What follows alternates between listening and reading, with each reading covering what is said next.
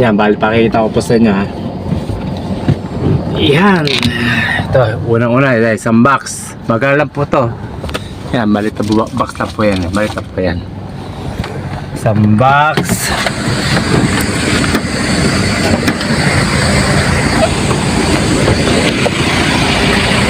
At ito pa po yung 6 na box. Yan.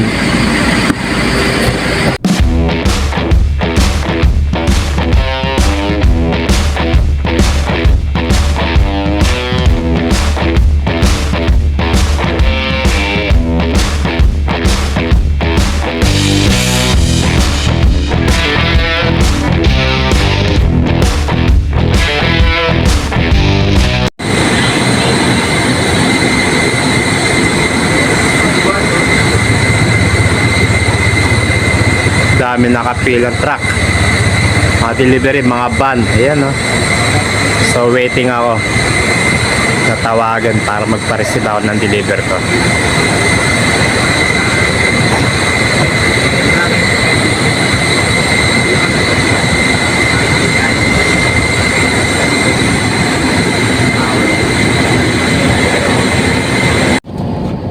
Good morning, good morning, good morning po sa inyo mga kaibigan, mga kasama. Time check, ayan, 9:07 po ng umaga, alas 9 po. Bali narito po ako ngayon sa Quezon City.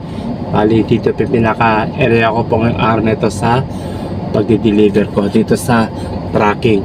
Okay, bali one drop na po ako ngayong araw nito mga kaibigan, mga kasama. Bali di-deliver po ako dito sa may Walter Mart, Quezon Ave, dito sa may E. Rodriguez. Yan po, bali meron po ako ditong 7 boxes po na i-deliver dito sa may Walter Mart. Yan, bali pakikita ko po sa inyo ha. Yan. Ito, unang-una, isang box. Magkano lang po to. Yan, maliit na box lang po yan. Maliit lang po yan. Isang box.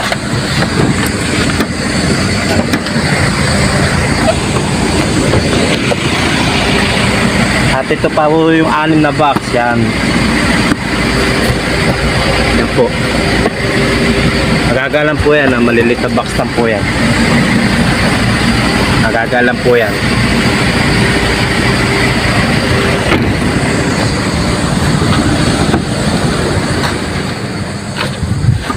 Teka, ano ba sabi ko kanina? 7 box ba? Mali, ano po yun? Sorry, nagkamali yata ako. Bali 9 na box po yun mga kaibigan, mga kasama. 9 box po ang i-deliver ko rito sa Walter Mart, Quezon Ave, dito sa may kahabaan E. Rodriguez. Yan po, dito po. Bali Quezon City area. Syempre, one drop lang po ako nyon. Ang ibabayad po sa akin dito ni tracking 1,590 pesos. Yun po. So sabi ko nga sa mga nakarang vlog ko, pagka sa tracking ko dito po sa amin, pag nabiyahe po kayo, minimum 3 drops. So ang babayad 1,590. Kahit na 2 drop ka lang, kahit 1 drop lang ibinigay sa biyahe dito sa tracking, buo pa rin po yung bayad na ibibigay sa iyo. Okay, babayad sa ni tracking. Okay, 1,590. Bali sedan rate po yan, nasa may kotse lang po yan. Paano kung dala po ninyo MPV katulad ng Adventure, Innova, Suzuki APB, Avanza, yun po yung mga tinatawag na sasakyan na MPV.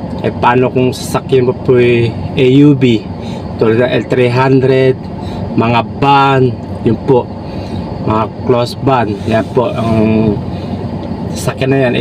Magkakaiba po rate po niyan. Mas malaki po bayad po yun kasi mas malaki sasakyan po niya na MPV saka yung AUV. Yun po, kumbaga sinasabi ko po na babayad sa akin tracking yung 1,590. Ito pong sasakyan na dalawa na kotse lang o sedan na ibabayad sa akin, sedan rate 1,590. Yun po, yun nga, depende po sa laki ng unit ang babayad sa akin tracking. Mas malaki kung may babayad sa'yo kung malaki unit mo. Di po ba? MPV or AUV.